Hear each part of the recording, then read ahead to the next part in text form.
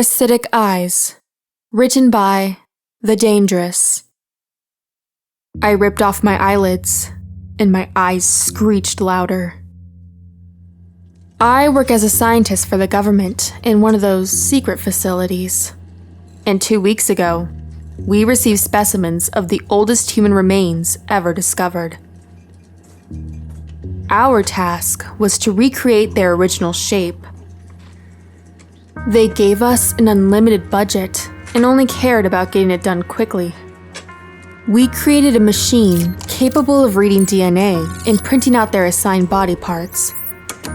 Each centimeter cost millions of dollars, yet the government made no fuss. First, his feet came out. We wouldn't get to see exactly how the human body would look, as we wouldn't get to see the environmental impacts on it. We'd get to see what a human looked like if a baby grew up in a vacuum. Despite this, the skin under the foot was much thicker, and the toes looked taller, almost longer.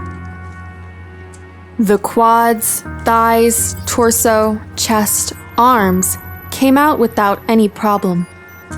Just an inch of body took the whole day, but I sat there watching it mesmerized, until my body forced me away. This was my life's work, and it seemed to be going smoothly. That was until we got past the nose. I couldn't wait to see how eyes looked back then, but the machine never created any. It didn't create the holes in the skull for the eyes.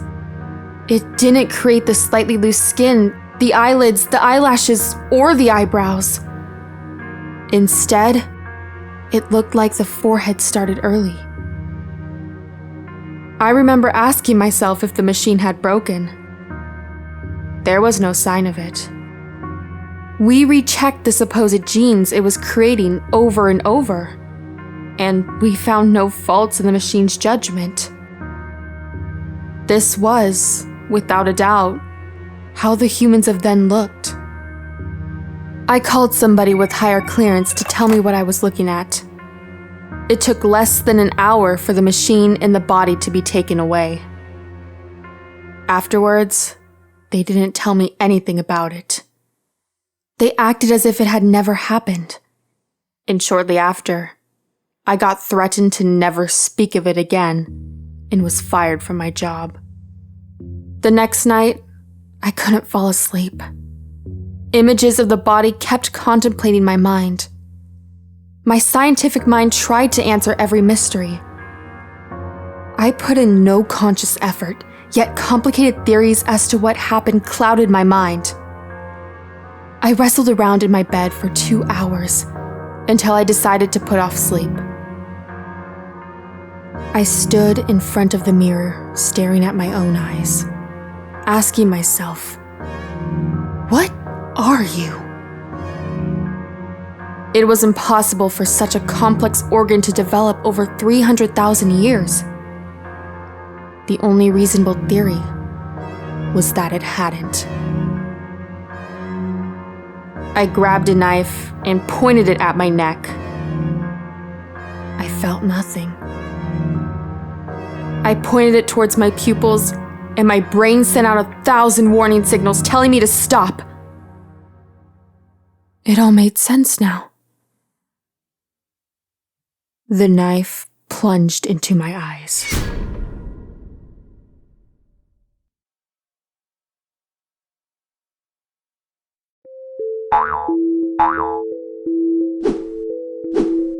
Attack of the Octopus People.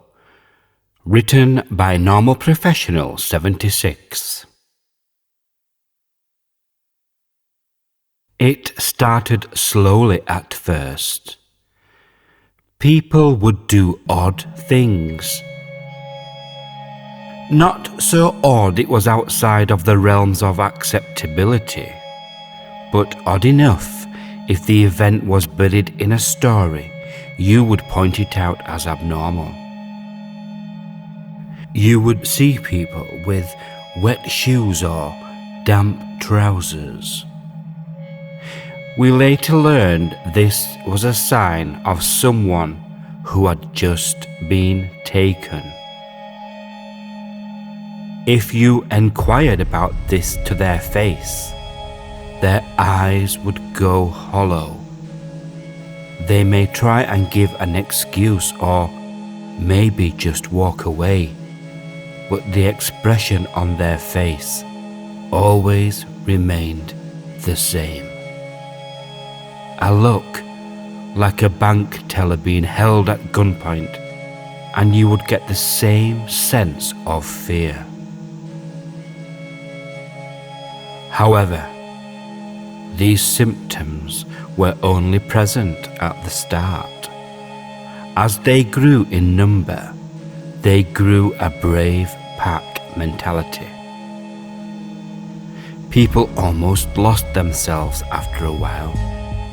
It could be your mum, dad, boss, anyone, and they would act the same, but it wouldn't be them, and you could tell. It was like someone had researched your whole life and tried to become you. Like someone who had never interacted with another human before, who had read every book on socializing. Ask them a question and they would know the answer, but they just didn't get it. That's how you could tell if someone was an octopus person, because the octopi knew everything about them, just didn't know how to be them.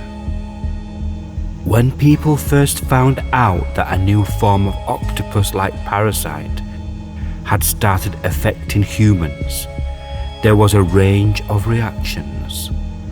Some saw this as the end of the world. Others thought them like H.P. Lovecraftian, like gods. Either way, humans had become the one thing we had never been before: another animal's prey. They would grapple onto your back like a rucksack and, using their adapted needle-like beaks, would shoot into your spine, severing your spinal cord, essentially paralyzing you. Then they would hijack your muscles, and as soon as that happened, it was like a rider on a horse. You were still in there, however. You just couldn't move your mouth to tell anyone what was happening to you. This went on for a while. People walking, talking, working, like nothing had changed. But once they had gotten to everyone in their area, usually a village or a small town, they would climb onto people's heads and just swallow them. It looked like a plastic bag had been wrapped around someone's head, but after they had constricted the head, they pierced the skull, removing the brain. From there, they ran that place, and if anyone who wasn't an octopus person came, they would just hide in the person's skull, getting in through the entry hole left after removing the brain. They would then walk, talk, and work like this until they could get to you, and you would never know until you felt a cold tentacle slither up your back and something stab you in the spine.